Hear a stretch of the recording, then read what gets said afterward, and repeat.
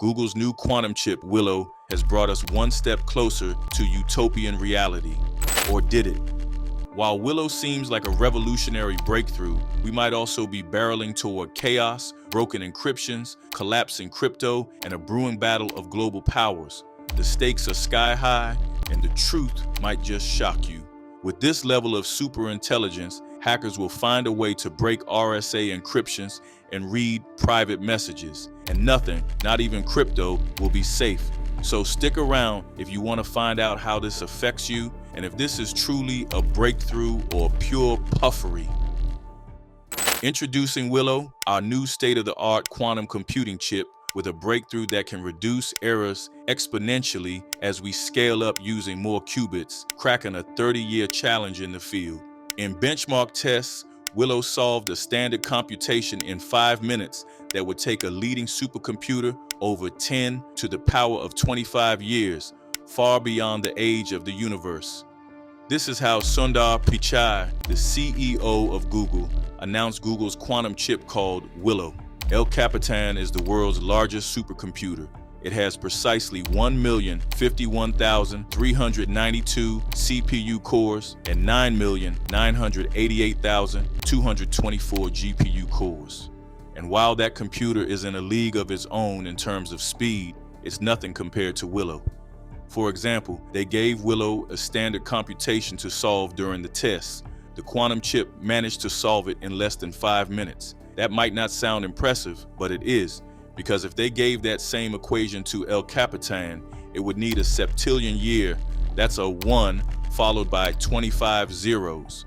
In other words, El Capitan would have needed a quadrillion times the age of the universe to crack that computation. So, to say that Willow is fast would be the understatement of the century. In terms of sheer computing power, nothing is faster than Willow, but this raises more red than green flags. For example, China and the US are in a quantum computer war, with China releasing their 504-qubit quantum computer that could break unbreakable encryption algorithms, and cryptocurrency might take a major hit because quantum computers will be able to decode them. But how did Google surpass a key milestone proposed in 1995 with errors reducing exponentially as you scale these quantum chips? Willow has only 105 qubits, and it can do more than some quantum computers with even more qubits. How is this even possible? Well, as it turns out, quantum computers have a massive problem. They make errors, and I mean a lot of errors. It's not like your CPU, which is made up of bits, and only 1 in 1 billion fails. But in a quantum computer, 1 out of every 100 or 1,000 qubits fail. That's a lot of errors for a computer that can calculate reams upon reams of data in a nanosecond. But Willow found a way around that. As the successor to Sycamore, Willow's engineers found a way to smash that like button, just like you should if you haven't done so already. But no, in all seriousness, they found a way to scale quantum computer power with the help of brand new error correction technologies. In fact, they can eliminate more errors than they introduce. This obstacle has been plaguing quantum computers for about a decade, but Google managed to reverse engineer it. You see, because quantum computers operate on qubits instead of bits, they are extremely unstable. To make sure that the qubits keep the interaction within the quantum system instead of the outside world, they are kept at freezing temperatures as close to absolute zero as humanly possible. This way, the quantum components are isolated from the influence of the outside. Another reason they used to check the error of the qubits was to compare it to the neighboring qubits. While their paradoxical nature, being both a 1 and a 0, allows qubits to keep more information than a bit, we still need to know if they're a 1 or a 0 for the computer to work. But when you surround one qubit with 4 others to check it, that means you need 4 more qubits for each of those 4 new qubits to check them out.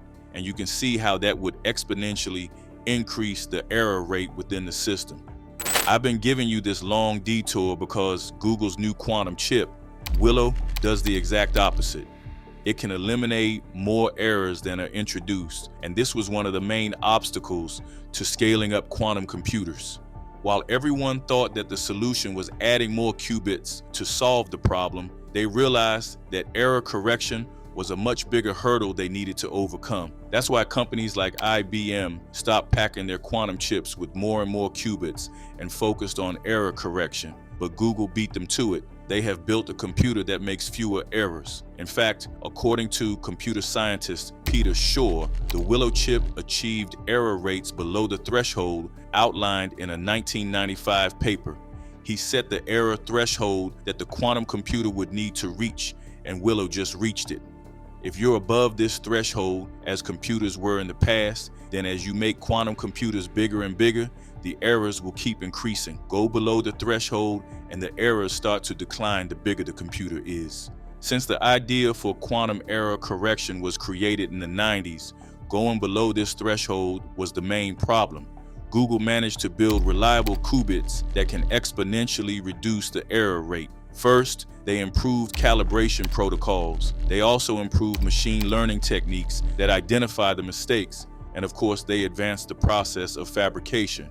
But the most important improvement was the one in coherence times, while at the same time retaining the ability to tune physical qubits for best performance.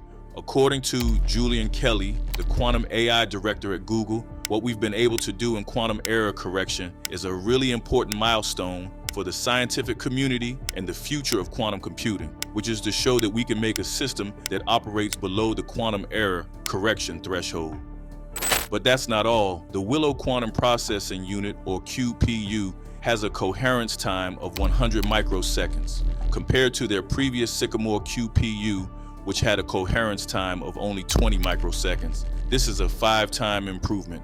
As Kelly put it, all the underlying qubits just got better at everything they do by about a factor of 2. If you look at the logical error rate between this new processor and Sycamore, there's about a factor of 20 difference. And that comes from scaling up, but also pushing below threshold.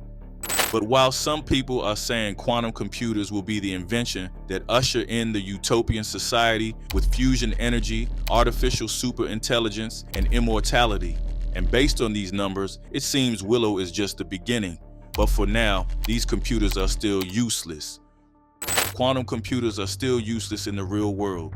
First off, to make qubits useful, they need to be aroused in a state of superposition. They can keep this aroused state for about 20 microseconds, and Willow has that number up to 100 microseconds. While that might not be a lot, Google plans to build a long-lived logical qubit as their next milestone in quantum computers. If the error rate goes down and qubits can remain aroused for longer periods of time, then when the first company builds a quantum computer with over 2,000 qubits, it can break any RSA encryption. Here's why that's very, very bad. When you have a computer this fast, that unbreakable encryption software the companies like to stand proudly behind just became breakable. If a hacker had a quantum computer, they could use sheer brute force to break your RSA encrypted communications online. And this is where the nasty side of quantum computers starts to shine. Currently, China has a 504 qubit chip.